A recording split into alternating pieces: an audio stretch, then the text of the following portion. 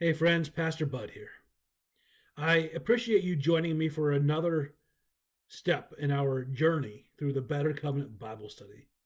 A journey that I hope will allow you to approach the Bible not with 21st century American eyes, but with an ancient Near East Jewish mindset.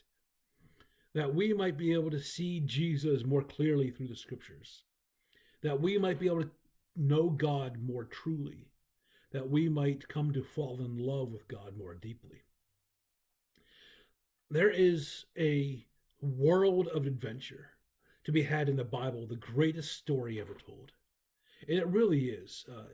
But sometimes it's easy for us to get bogged down in details that are foreign to us. And so, by understanding what covenants are and how they play out, we can come to understand how God has been interacting with humanity through covenants throughout the ages.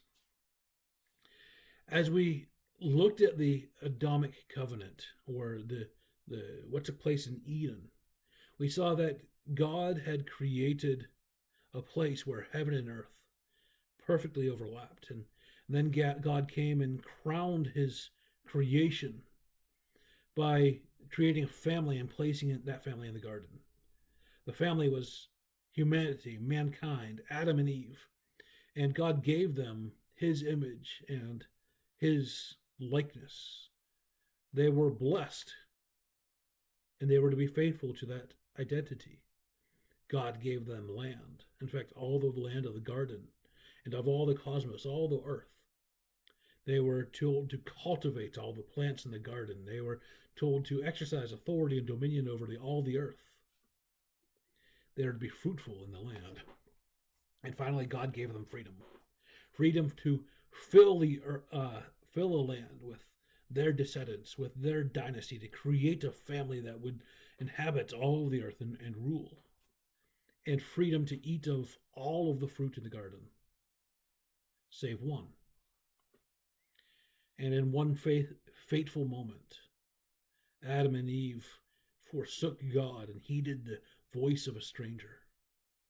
They chose to trade in their faithfulness, their fruitfulness, their freedom, to lay down their identity and their calling, to surrender their freedom for a grueling mortality. But despite this moment, God was not done with humanity. So Adam and Eve continued to have children, and they continued to propagate the earth. And one day God looked upon the earth and he was heartbroken, grieved even that he had created mankind. But instead of wiping all of mankind out, God judged the world with a flood, and God forged then a grant covenant, a royal grant covenant with Noah, a covenant in which Noah would again receive blessing from God. He would be given all the land, and he would be given dynasty to fill the land with his offspring and his children. And God sealed that covenant with a rainbow in the sky.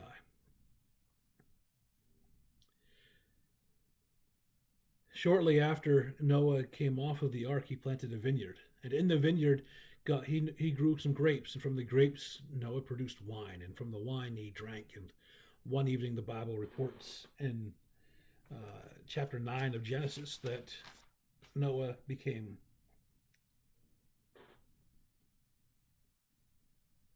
drunk. In fact, let me read this for you. Genesis chapter 9, starting at verse 20. Noah, as a man of the soil, began by planting a vineyard. He drank some of the wine, became drunk, and uncovered himself inside his tent. Ham, the father of Canaan, saw his father naked and told his two brothers outside. Then Shem and Japheth took a cloak and placed it over both their shoulders and walked backward. They covered their father's nakedness. Their faces were turned away, and they did not see their father naked. See, Noah got drunk and exposed himself in a way that maybe could have brought shame upon his identity. And in this moment of weakness, Ham saw and came outside and maybe ridiculed his father. I don't know what Ham said to his brothers, but his brothers had this idea that they would cover their father's identity, that they would protect his honor, that they would be faithful to the image that they bore as well. When Noah woke, he heard. In fact, verse 24 says, when Noah awoke from his drinking and learned what his youngest son had done to him, he said, Canaan is cursed.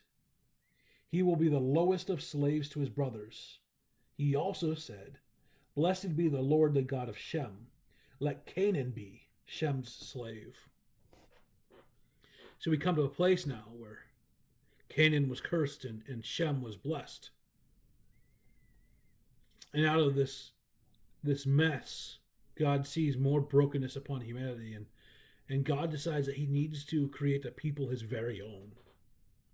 He needs to call someone and forge a new covenant. And so God looks down upon Abram and sees a righteous man he calls Abram to follow him. Abraham being a descendant of Shem. And God makes a grant covenant with Abraham, with Sarah, his wife, with their offspring, would be soon so numerous that they would outnumber the grains of sand on a shore. And God promised to bless Abraham, not just with protection and provision, but with a blessing so rich that they would be able to bless others. God offers Abraham the choicest of land, the land of Canaan, that of the cursed people. It is now to be redeemed and given to Abraham, and Abraham is promised that his offspring will be a dynasty that bring blessing to the entire world, to all the peoples. Abram, called by God, becomes Abraham. Sarai, called by God, becomes Sarah.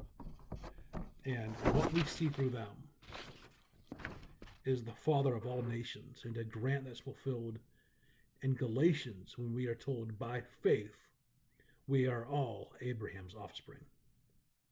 Hey, I appreciate you joining us for this better covenant Bible study. I pray that this is helping you to see Jesus more clearly, to know God more truly, and to love God more deeply. Have a great day and be blessed.